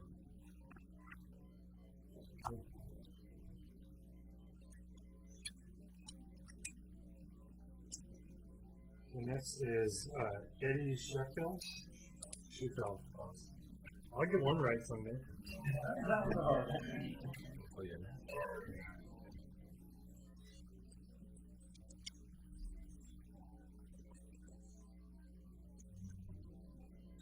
Thanks. I'm Eddie Sheffield. I'm a resident of Oregon City. I'm a member of the building committee. I'm a member of Atkinson Memorial Church.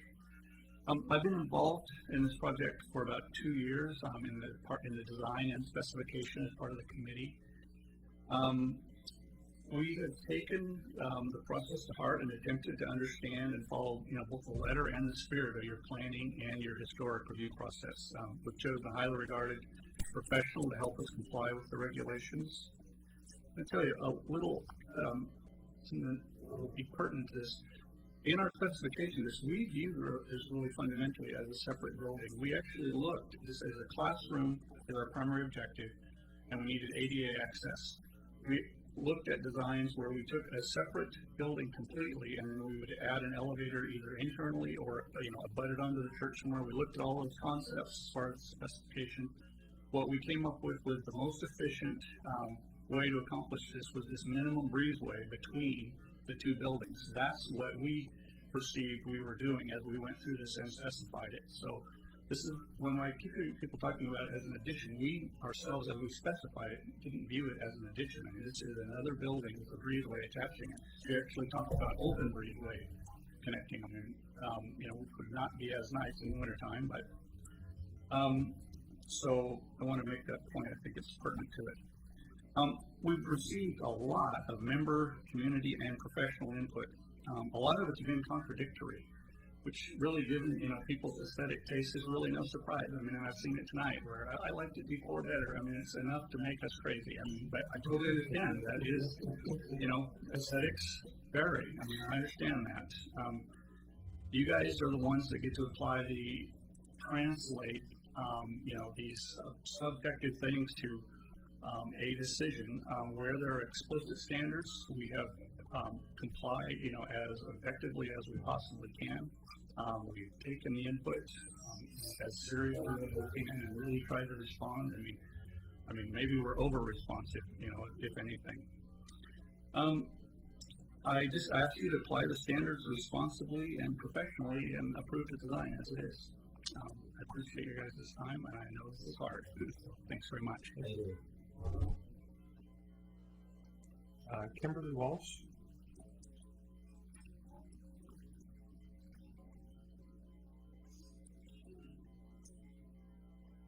Good evening, Historic Review Board. My name is Kimberly Walsh, and I live in Oregon City. I'm both a neighbor and an employee of Atkinson Memorial Church. I'm here today to urge you to approve the applicant's plan. We are here to discuss one criteria, which is 17.40.060E5, and I won't read it again. Unfortunately, compatibility seems a little like beauty being in the eye of the beholder. However, the dictionary defines compatibility as able to exist, live, or work together without conflict, consistent or in keeping with something else. Some people have said that they would like the addition to be Gothic, stucco, and 3 stories high. Personally, I would not be in favor of those ideas for the new education building. People have different tastes and preferences. Pleasing everyone with the design is difficult. However, this is not about reaching an unanimous public decision. This is about what the church wants, and does their design meet the criteria? Is it compatible? My answer is yes. The new education building will be able to exist without being in conflict with the church or the surrounding neighborhood. The new addition was designed in such a way as to blend into the background and not compete with the unique architecture of the church. By designing the addition in a manner which does not try to mimic the church, to a scale which fits the neighborhood, and having a setback variance, the addition will have the least impact to the neighborhood, and therefore will not be in conflict with either the church or the neighborhood. The design, although different from the church, is consistent with the neighborhood in terms of material used, like the lap siding and the brick, scale of the building, spacing of windows, use of porches, and the setback. Consistent or keeping with does not mean exact copy. The area around Atkinson Memorial Church is unique in that it incorporates residential, business, and public uses. I feel that the design takes this into account by not just looking at compatibility with the church, but also with the surrounding buildings, which are both institutional and residential. The specific design elements, E1, 2, and 3, listed in the staff report on page 5, have also been met. Design elements, products, and materials are ones that are allowable and have been picked for specific reasons to be compatible with either the church itself, like the fiber cement panels, or the neighborhood. The design is broken up by projections and recesses to avoid having a long, uninterrupted wall plane as required, but is still a simple design free from extraneous or excessive details so as not to detract from the neighborhood. All of this is in keeping with the criteria. For these reasons, as well as many stated in the staff report and by others who have spoken tonight, I ask you to support the church's application. Thank you. Thank you. Well, you had to find perfect. Mick Mortlock?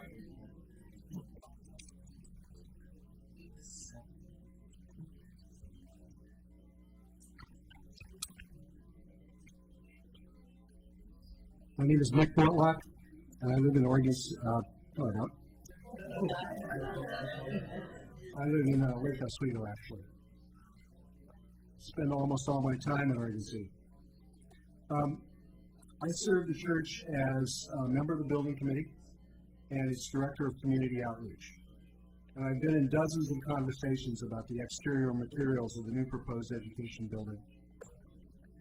The church membership has voted on this design, the interior and exterior materials, and the landscaping several times over the last 3 years. Each vote has been nearly unanimous in favor, with the last vote earlier this year of 93 to 3. So I urge you to approve the application. Thank you. Thank you. Very good.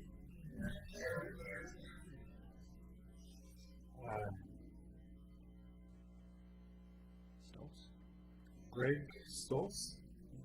Did I get that one right? Oh, 3 in a row. You got help on that. Hello, my name is Greg Stoltz. I live in Oregon City. I am a parent at the Oregon City Preschool. I'm also the preschool board president. I'll be going into my 2nd year as the president, and this will be my 5th year as a parent of the preschool child there. I also attended that preschool long ago. I grew up in Oregon City. I grew up in the neighborhood up at 8th and Monroe in a historical house, the Joseph Block House, I believe. My mother still lives there. So I'm very familiar with the area, and I have a lot of respect for the historical nature of the area, and obviously very familiar with what the church is doing. In the context of what we're talking about tonight with this addition, probably the thing that strikes me the most about this is that the church is an iconic structure. It's distinctive Gothic architecture.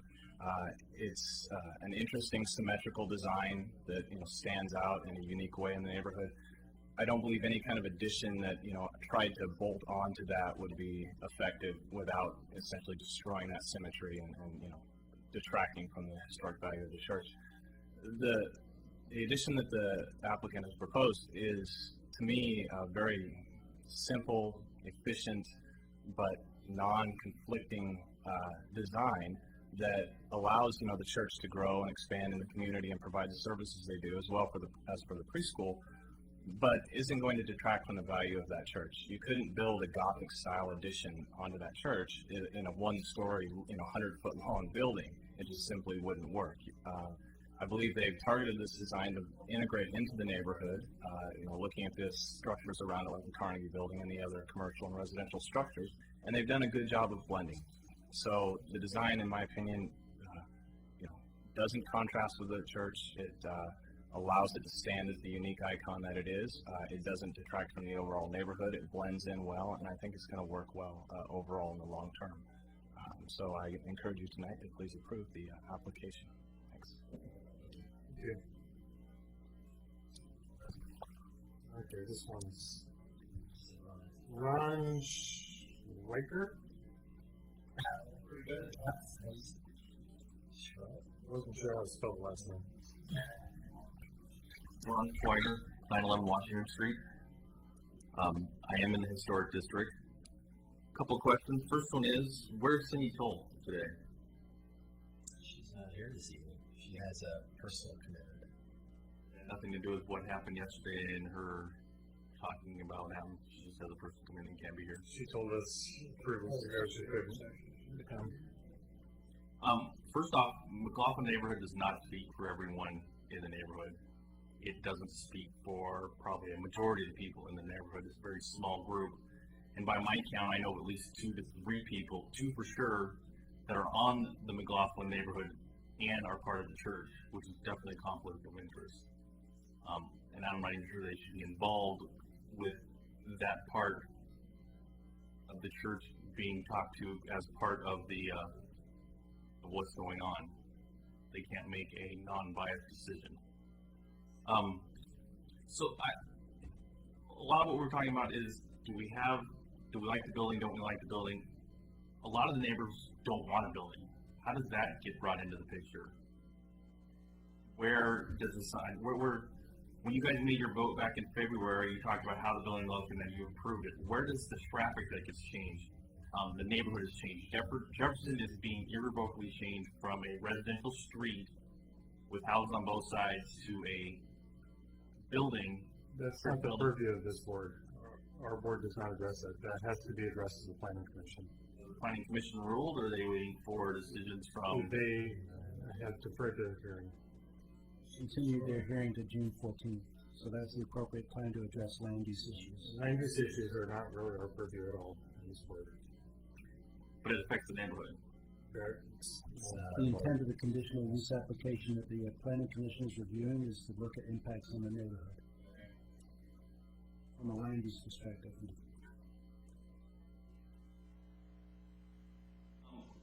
That also is the growth of the church. If it's a popular church, they build a nice building, 4% can turn into 15% growth. It can become very large. Again, that's land use, conditional use. So, planning commission is where the next step is. We're just here to talk about how it looks. Yeah, the specifics of the remand. Okay. That's all I gotta say. Welcome your testimony to the planning commission on June 14th. I made a note. Thanks, Coleman. Thank you. I think that's it for comments. Yeah, we're gonna. That was a good stack we put in. So we're gonna close that, and we're gonna have a the last session of rebuttal on the applicant.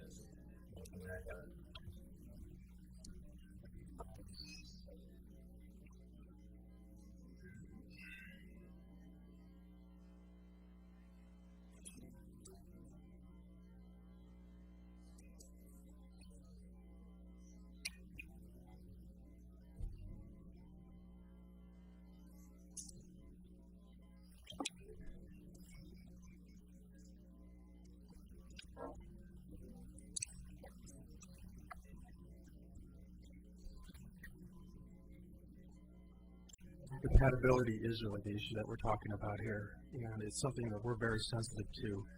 And it can be very subjective. What does seem to fit and what doesn't seem to fit? We have standards that have been written to help guide us. I've shown 3 of these, the national levels, the Secretary of Interior standards. I can read from Preservation Brief 14, which is the brief that we were directed as to use and to apply. And it says, when new work is indistinguishable from the old in appearance, then the real National Register of Property may no longer be perceived and appreciated by the public. We wanted to make sure that we protected the landmark in the neighborhood. I think that we've done that with good spirit and good design.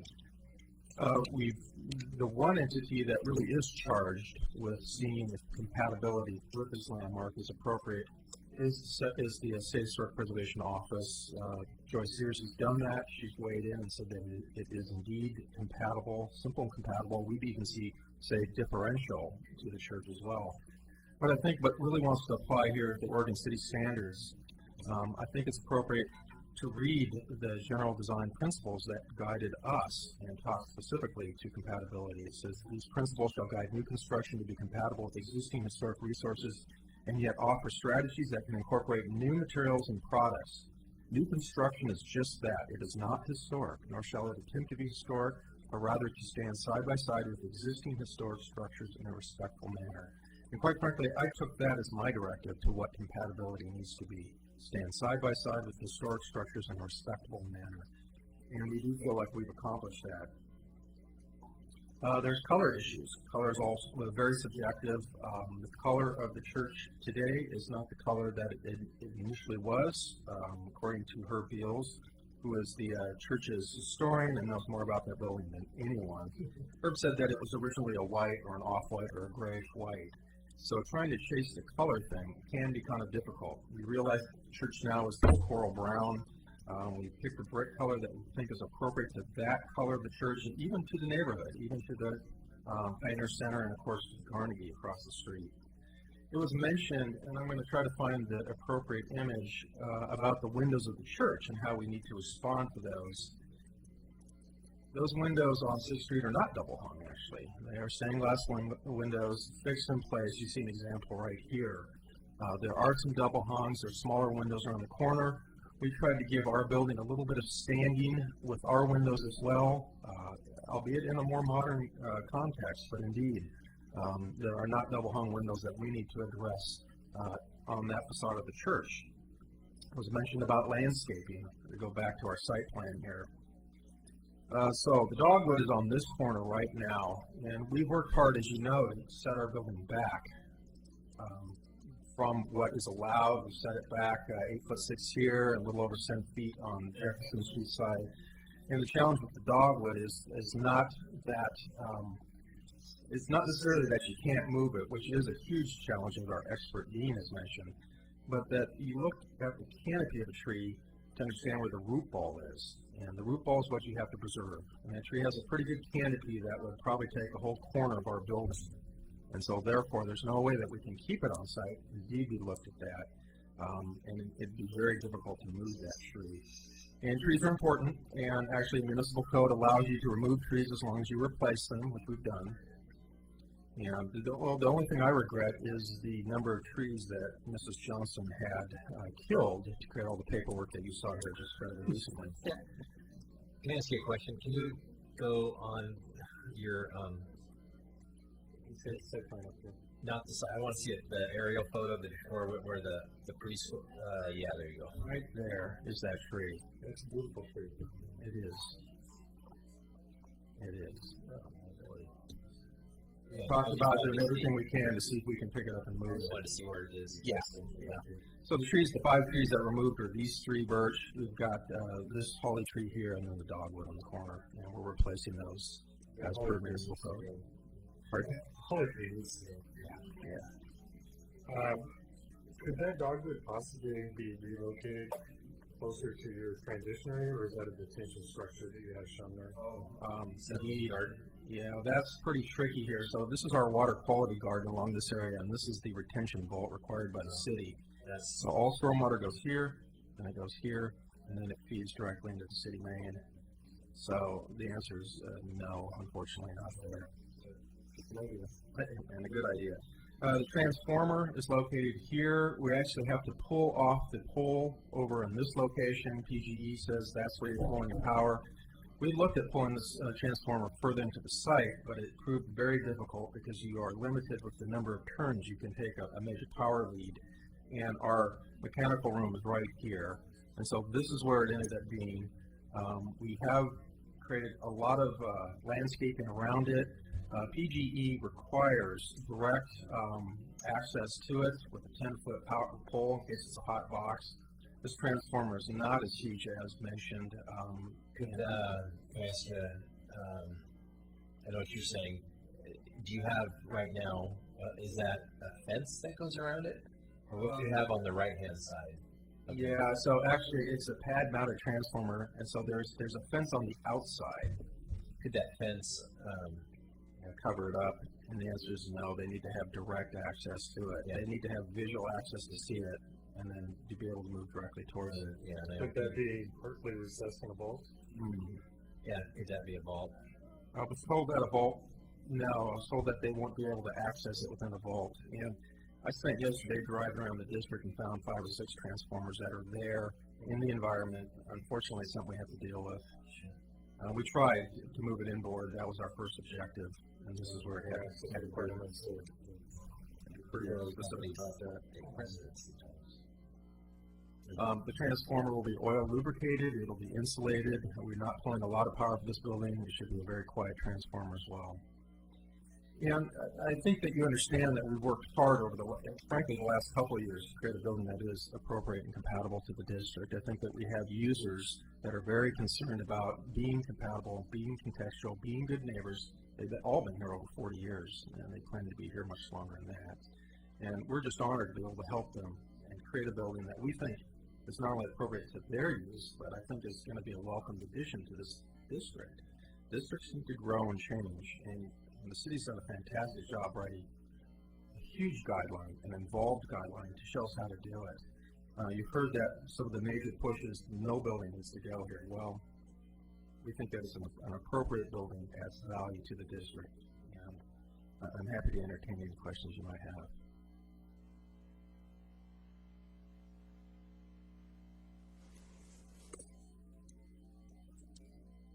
Questions? No. Thank you.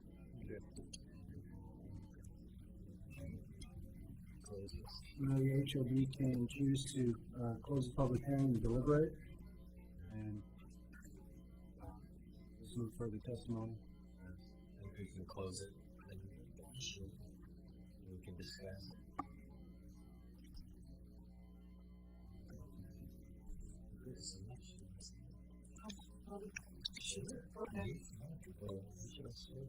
Okay. Well, to start, I was glad to see that the HVAC units are now shielded on the roof. There's a new regulation that was much needed, and I'm glad that the neighbors won't have to look at the HVAC units. I am concerned with the cement board on the breezeway, as I indicated earlier, because of what the city commission did before, and I think smooth stucco, as John indicated, might be a good alternative. I don't know what kind of expense change that is. Hopefully it's not too much. With regard to Ms. Johnson's testimony, I think beauty is in the eye of the beholder, as has been mentioned before, and I disagree with Ms. Johnson's interpretations of the rules. We've had experts in the historic area from Chabot on down look at the design, and everyone indicates that it is compatible and it is within the guidelines. I do agree that many of the examples that Ms. Johnson gave are terrible examples in the neighborhood, and when I drive by them, they kind of make me cringe. But because they are terrible additions, but I don't think they are in any way, shape, manner, or form comparable in any way to the church's design, which I think is very compatible with the neighborhood. For one building she mentioned that I do know something about because I'm a part owner of it, the City Hill building. I can say that she doesn't know much about the building because the warehouse was always part of the building. It was built in 1927, and it looks exactly the same today as it did in 1927 when it was built from the windows on down. That building also won a Community Enhancement Award in 2006, so obviously some people like it. With a minimal change of, I'm a lawyer. I'm not an architect or a contractor, so I don't have nearly as much expertise in the technical areas of these things as Todd or John do, or as our real estate person does here. So I'm interested in hearing what their comments are, but with the exception of the things I mentioned already, I'm pleased with what I see.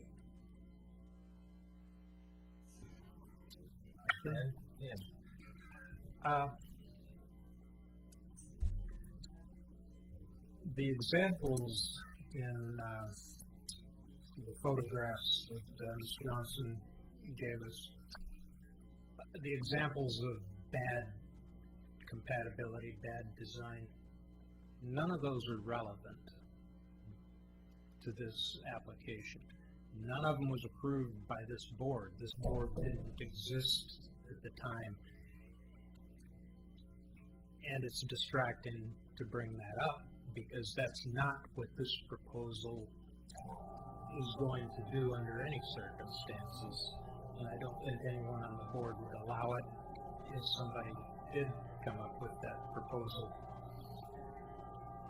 I think the public process is only as good as public participation in the process. Somebody mentioned that the McLaughlin neighborhood doesn't represent anybody but the McLaughlin Neighborhood Association.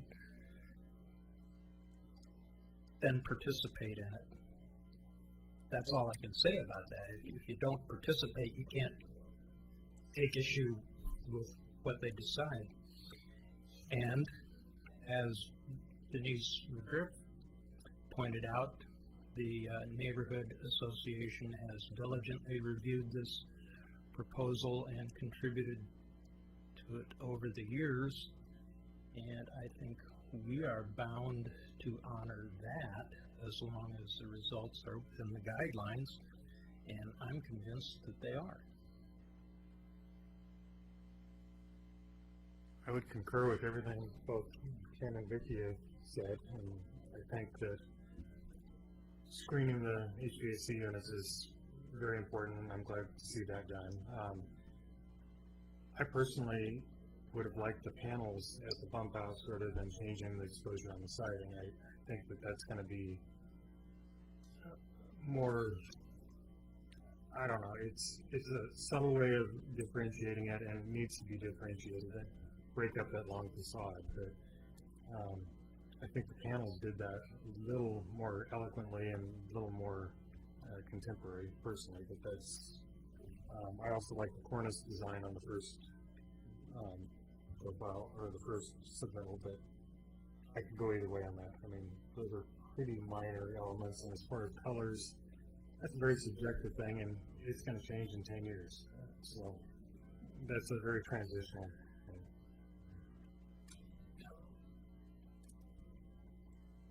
Okay. Yeah.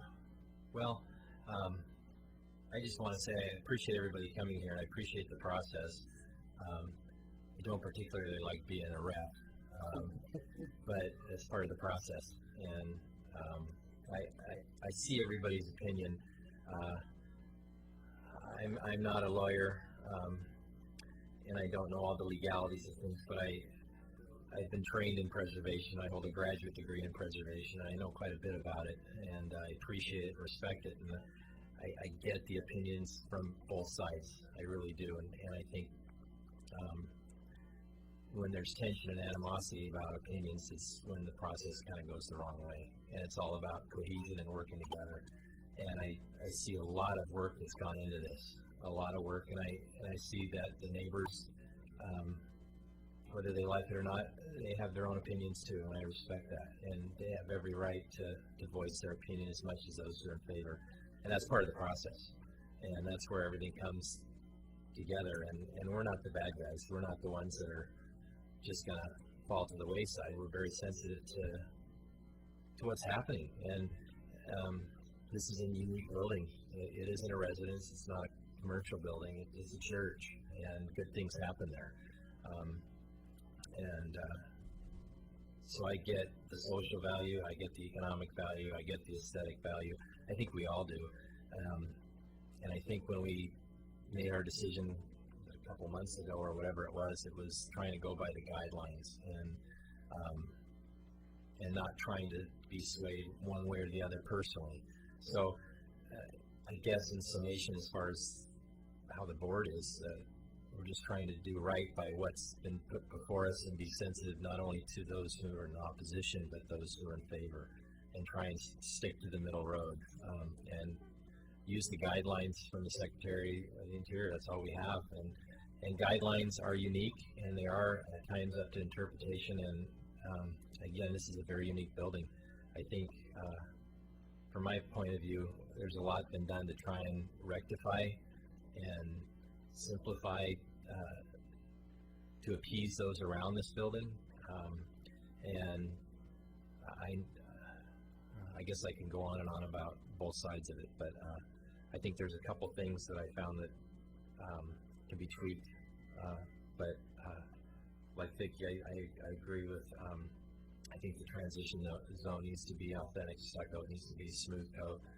I don't think there needs to be any fiberboard at this point on the building.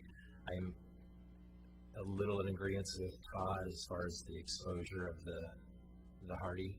I'm not sure how that transition is going to be, if there's always going to be a tension between when those two come together. However, if it's in a corner, if it's out of the sight line, that may be minimized. So that's all I've got to say. So, if there's anything else anybody wants to say. Can we attach that stucco recommendation as a condition of approval? Absolutely. And what about the city's position against the stucco? Staff has drafted, there's two parts to this. One is the board's motion that you would make with respect to the materials in general, and that's on page 38 under our conclusion and recommendation. I've drafted a recommended condition of approval with regard to the stucco, and you can edit this as you want to. I'm talking the real deal. Right. You need a smooth coat. How about I read this and then see how it sounds. Recommended condition of approval. Applicant shall use smooth finish stucco instead of fiber cement board at the breezeway location in the same color as proposed in the revised application. Yeah, I don't know how to get beyond making sure it's the real deal. Oh, okay. What is that? Describe that. Authentic. Stucco. Cement stucco, not anything fake, not anything. It's not. It's got to be historic. I guess there's different types of stucco, and it was just mentioned that the cities was the stucco. I didn't understand that. I thought I understood that the city had said no stucco. The city commission remanded this back for authentic use of materials. One of the commissioners, actually two of the commissioners talked about the fiber cement panel during the context of the discussion. The motion was to remand back for review of exterior materials that are authentic to the material. Yeah. To say authentic, historic, smooth finish stucco. Historic doesn't mean that you want the stucco itself to be old. We're looking for the old stuff that we could reapply. Yeah, I'm thinking just peel it off. Wrap it on with duct tape. That'd be really nice looking. Sparkle the price. Yeah, that'll work. I agree. I will make the motion then that we approve the application in its redesigned form, subject to replacing the fiberboard panels with a smooth finish stucco on the transition, not the transition. Breezeway. Could I suggest that your motion include that the changes to the exterior materials for the facade are more compatible with the surrounding neighborhood and authentic to Oregon City? Yes, I would appreciate having that included. In addition to your revised conditions. I'll second that amended motion. Okay.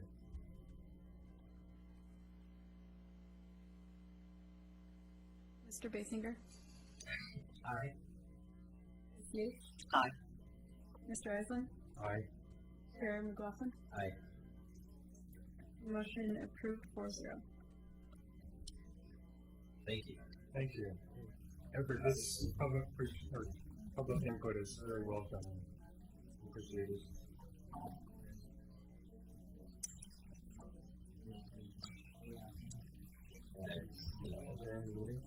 That's Alice's job.